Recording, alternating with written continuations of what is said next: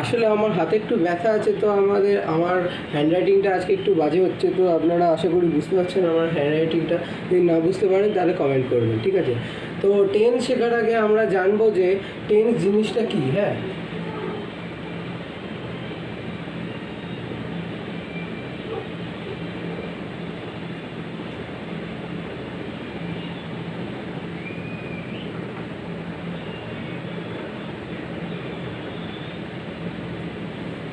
ঠিক আছে। টেন্স জিনিসটা হলো এইটা। Tense denote time of verb, ঠিক আছে? আপনারা ভার্বটাকে দেখবেন আগে। টেন্স যে জানার জন্য আপনারা ভার্বটাকে দেখবেন। এবার দেখবেন যে ভার্বটা কোন পজিশনে আছে, মানে সেটা কি ঘটে গেছিলো, সেটা কি ঘটছে, নাকি সেটা কি ঘটবে, ঠিক আছে? যদি ঘটবে হয়ে থাকে তাহলে সেটা হবে, আমি প্রেজেন্ট থেকে শুরু করছি, সেটা যদি ঘটছে তাহলে হয়ে থাকবে প্রেজেন্ট টেন্স। হ্যাঁ,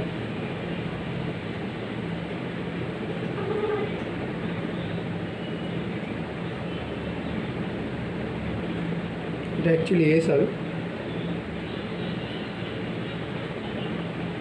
সেটা যদি ঘটে গিয়ে থাকে তাহলে হবে, সেটা হলো পাস্ট টেন্স।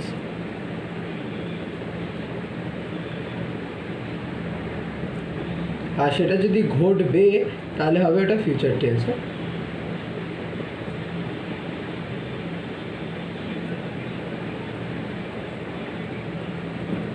এটা যদি ঘটবে তাহলে হবে ফিউচার টেন্স, যেটা যদি ঘটে গেছে তাহলে হবে পাস্ট টেন্স, আর সেটা যদি ঘটছে, মানে ভার্বটা যদি এখন ঘটছে তাহলে সেটা হবে প্রেজেন্ট টেন্স, ঠিক আছে?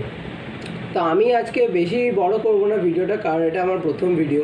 তো আমি এটা হলো আজকে প্রেজেন্ট টেন্স অবধি আপনাদের শেখাবো। পাস্ট টেন্স কালকে শেখাবো, ফিউচার টেন্স তারপরের দিন শেখাবো। কারণ আমার নতুন চ্যানেল, তো প্রতিদিনই এখন ভিডিও আপলোড হবে, তার জন্য কোনো অসুবিধা নেই। তো আমার চ্যানেলে থাকবেন, তো আপনারা ইংলিশ সংক্রামক সব জিনিসই শিখতে পারবেন। তো এখন আমাদের হবে প্রেজেন্ট টেন্স।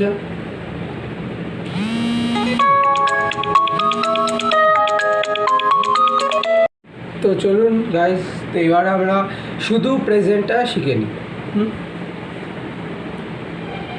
মানে এবার আমাদের টপিক চেঞ্জ হচ্ছে প্রেজেন্ট টেন্স থেকে, ঠিক আছে? টেন্স থেকে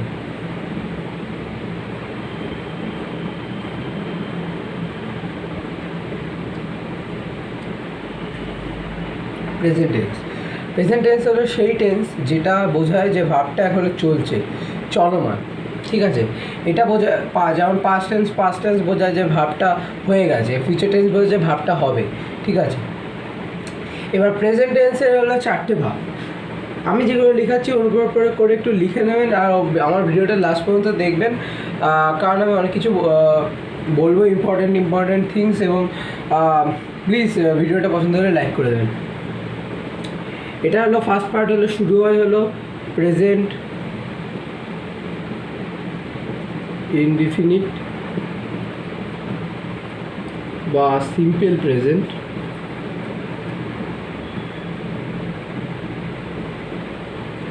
তারপরটা হয়ে গেলো প্রেজেন্ট। এখানে কিন্তু প্রেজেন্ট টেন্সে কিন্তু 4টে ভাগ আছে, তার মধ্যে অনেকে 3টে ভাগ শেখায়, কিন্তু আমি 4টে ভাগই শেখাবো, তাই জন্য বলছি অনুগ্রহ করে লাস্ট পর্যন্ত দেখবেন। একটা বড় হবে, কিন্তু ছেড়ে যাবেন না প্লিজ।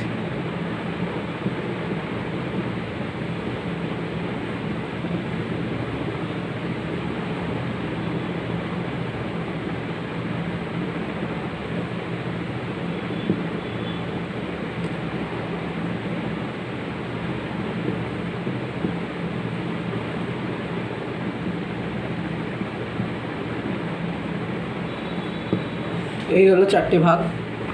4টে ভাগ হলো এই প্রেজেন্ট ইনডিফিনিট বা simple present, present continuous, present perfect এবং হলো প্রেজেন্ট পারফেক্ট কন্টিনিউয়াস। এবার শুনুন, যখনই প্রেজেন্ট টেন্সের কথা আসবে তখনই আমরা দেখব যে বাংলাতে লাস্টে চ বা ছে আছে কিনা, ঠিক আছে? এইটা কিন্তু মাস্ট দেখতে হবে।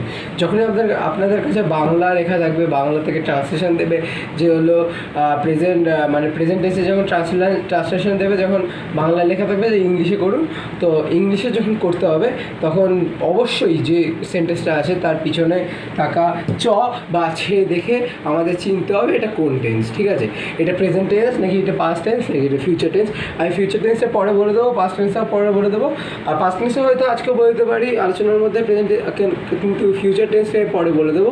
কিন্তু এখন জেনে রাখুন যে চ বা ছে ছাড়া লাস্টে কিন্তু প্রেজেন্ট টেন্স বোঝার আরও কারণ আছে, কিন্তু এইটাই হলো মূলত কারণ।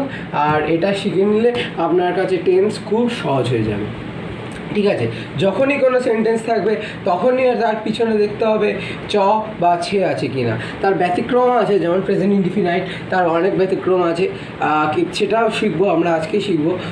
তো এটা চ বা ছে দেখেই কিন্তু আমাদের মূলত জানতে হয়। ঠিক আছে, এটা লিখে নিই, তারপরে আমি প্রেজেন্ট ইনডিফিনাইট দিকে যাব। আশা করি আপনারা লিখে নিয়েছেন, তো আমি এটা মুছে দিই।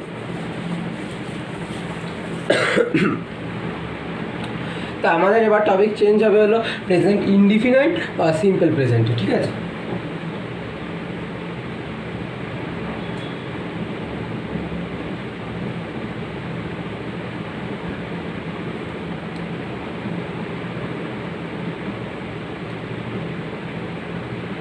একটু ব্যাকগ্রাউন্ড নয়েজ আসলে মাফ করে দেবেন, কারণ এটা আমার ফার্স্ট ভিডিও, আমি বুঝতে পারছি না ঠিকঠাক করে ব্যাকগ্রাউন্ড সাউন্ড আসছে কিনা।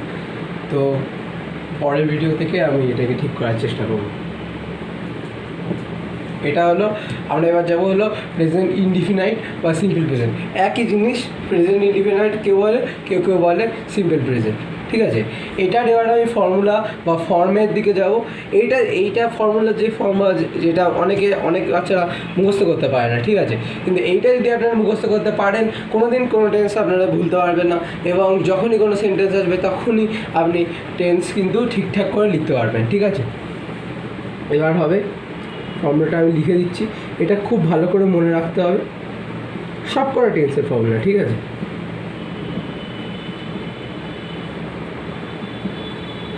অবজেক্ট কিন্তু ব্যতিক্রম। ঠিক আছে, অবজেক্ট কিন্তু থাকতেও পারে, নাও থাকতে পারে, এই দুটোই মেন। ঠিক আছে, অবজেক্ট বেশিরভাগ সেন্টেন্সে অবজেক্ট থাকে, কিন্তু অনেক সেন্টেন্সে অবজেক্ট নাও থাকতে পারে। সব টেন্সের ব্যাপারেতেই অবজেক্ট কিন্তু অনেক সময় নাই থাকতে পারে। এবার অবজেক্ট ছাড়া ভয়েস চেঞ্জ হবে না, অনেকে বলবে, কিন্তু হবে, আমি কিন্তু সেটা শিখিয়ে দেবো। ঠিক আছে, কিন্তু এখন জেনে নেন যে সাবজেক্ট প্লাস ভার্ব হলো এটার মেন, প্লাস অবজেক্টটাও আছে, কিন্তু এটাই পুরো পার্টিকুলার ফর্মুলা হলো এটাই, কিন্তু এইটাকেও ধরা হয় কিন্তু। ঠিক আছে, এটাই হলো মেন। এবার আমি কিছু এক্সাম্পল দিয়ে আপনাদের বোঝাচ্ছি। যেমন হলো রাম ইট রাইস, থাক বাংলা থেকেই আমি বোঝাচ্ছি ইংলিশে।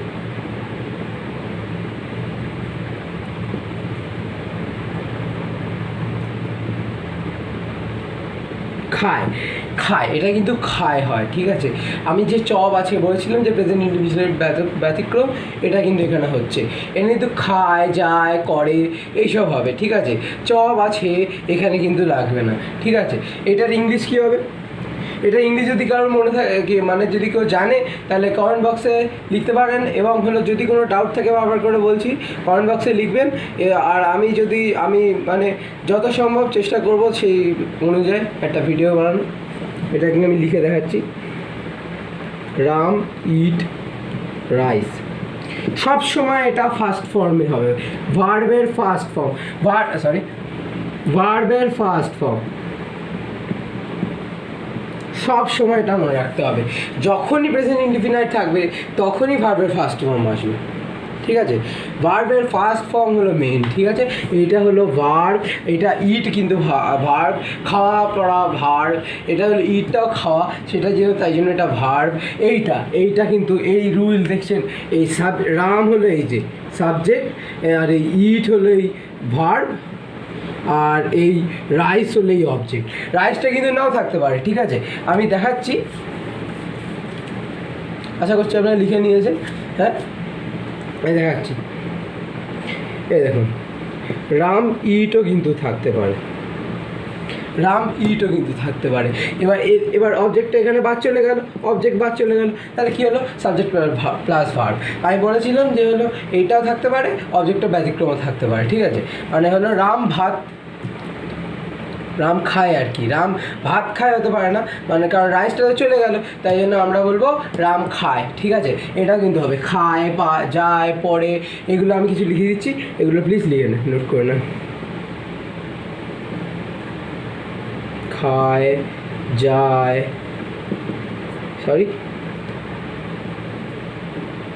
পড়ে, এগুলো হলো প্রেজেন্ট ইনডিফিনাইটের এক্সাম্পল। এইগুলোই হলো প্রেজেন্ট ইনডিফিনাইটের এক্সাম্পল, ঠিক আছে? খায়, যায়, পড়ে, এই তিনটেই কিন্তু মনে রাখবে না, এগুলো এরকম যত সব আছে সব ভার্বের কিন্তু এগুলোই, ঠিক আছে? খায় মানে হলো ইট, যায় মানে হলো গো, আর পরে মানে হলো ওয়্যার। এই দেখুন, এই সবকটাই কিন্তু ভার্বের ফার্স্ট ফর্ম, ঠিক আছে? এটাই সবকটাই কিন্তু ভার্বের ফার্স্ট ফর্ম। এবং আপনার ভার্বের মানে ফর্মগুলো সব মুখস্থ করতে হবে, না হলে কিন্তু আগে কিন্তু ওগুলো করতে হবে, নাহলে টেন্স পারবেন না। আর যদি টেন্স না পারেন তাহলে কিন্তু ইংলিশ শেখা বৃথা, ঠিক আছে? এইগুলো হলো ভার্বের ফার্স্ট ফর্ম। প্রেজেন্ট ইনডিফিনাইট মানেই ভার্বের ফার্স্ট ফর্ম, ঠিক আছে? এই প্রেজেন্ট ইনডিফিনাইট মানেই ভার্বের ফার্স্ট ফর্ম, ঠিক আছে? লিখে নিন, তারপরে আমি পরের টপিকে যাচ্ছি।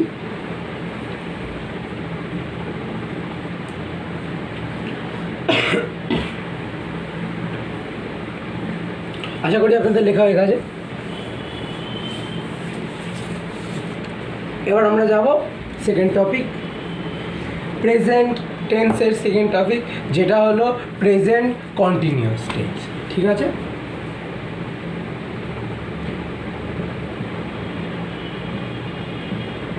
এটা কিন্তু স্পেলিং মিস্টেক হওয়ার চান্স আছে, তাই জন্য একটু ভেবে চিনতে।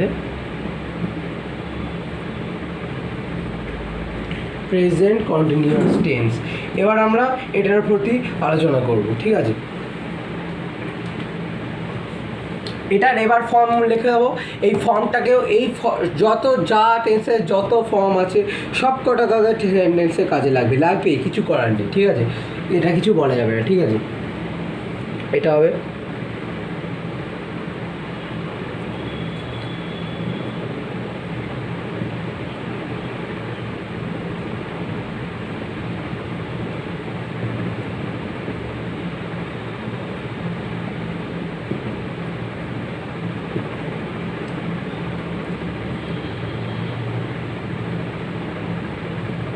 দেখুন, এটা হলো সাবজেক্ট, ভার্বের first form plus ING plus object, ঠিক আছে? এবার দেখুন, অবজেক্টটা আমি আগে বলেছিলাম যে ব্যতিক্রম থাকতে পারে, অবজেক্টটা নিয়ে অত চিন্তা করার কোনো কারণ নেই, অবজেক্টটা কিন্তু ব্যতিক্রম থাকতে পারে, ঠিক আছে?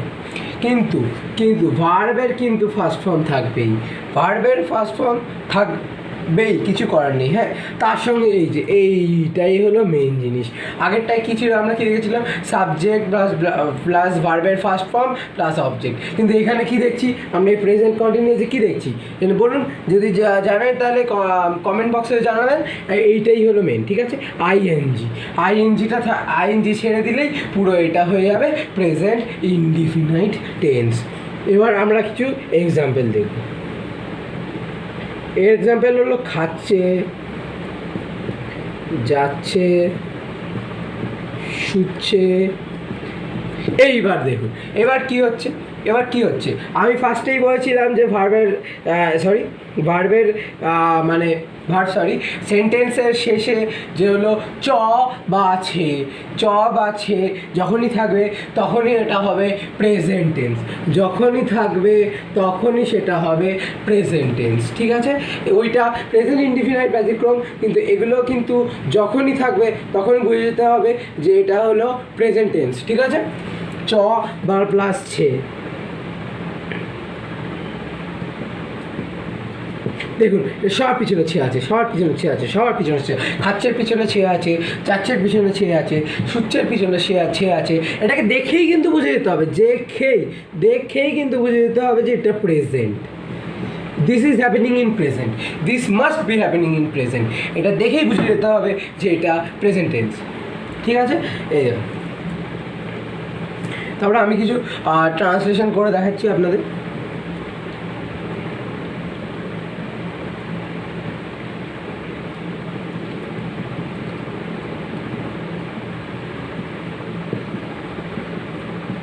আশা করি হাতের লেখা বুঝতে পারছেন, একটু খারাপ আমি বুঝতে পারছি, হাতে ব্যথা আছে তাই, কিন্তু বুঝতে পারছি আশা করছি।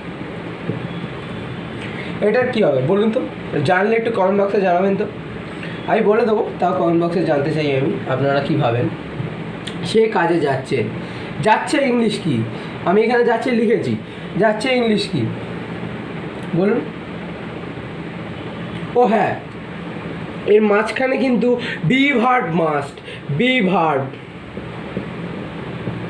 একটা জিনিস আমি নোট করতে ভুলে গেছি, sorry for that. Be verb কিন্তু must, be verb subject plus be verb plus ভার্বের first form plus ING plus object, this is the must form. এইটা ছাড়া কিন্তু প্রেজেন্ট কন্টিনিউয়াস টেন্স মানে কোনো কাজের না, ঠিক আছে? এইটা কিন্তু মাস্ট, ঠিক আছে? সে কাজে যাচ্ছে। এবার বি ভার্বের মধ্যে কী পড়ে বলুন? যদি না জেনে থাকেন বলে দিন, আমি আরেকটা পরের ভিডিওতেই টেন্স না শিখিয়ে বি ভার্ব শেখাবো, কারণ এটা বেশি ইম্পর্টেন্ট জিনিস টেন্সের থেকেও। বি ভার্ব, তারপরে ভার্বের ফর্ম, এগুলো কিন্তু টেন্সের থেকেও বেশি ইম্পর্টেন্ট থিংস। যদি আপনারা না জেনে থাকেন তাহলে অবশ্যই করে কমেন্ট করবেন, নাহলে কিন্তু আমি জানতে পারবো না, আমি আমার মতো এগিয়ে যাবো, আপনারা পিছিয়ে থেকে যাবেন, ঠিক আছে? সে কাজে যাচ্ছে, ঠিক আছে?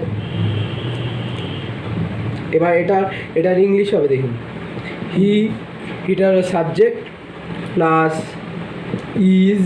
ইজটা হলো বি ভার্ব প্লাস গোটা হলো ভার্বের ফার্স্ট ফর্ম প্লাস আইএনজি এইটা প্লাস অবজেক্ট। টু ওয়ার্কটা হলো ইনফিনিটিভের প্রয়োগ অ্যাজ অবজেক্ট, ইনফিনিটিভ অ্যাজ অবজেক্টের প্রয়োগ। আমি এটা লাস্টে মানে যখন আমার প্রায় কমপ্লিট করে আসবে লেসন, তখন আমি এটা অবশ্যই করে আপনাদের শিখিয়ে দেবো, কারণ ইনফিনিটিভ জিরান্ট এগুলো হলো ইংলিশের খুব একটা ভাইটাল জিনিস গ্রামারের, ঠিক আছে? এটা হলো he is going to work.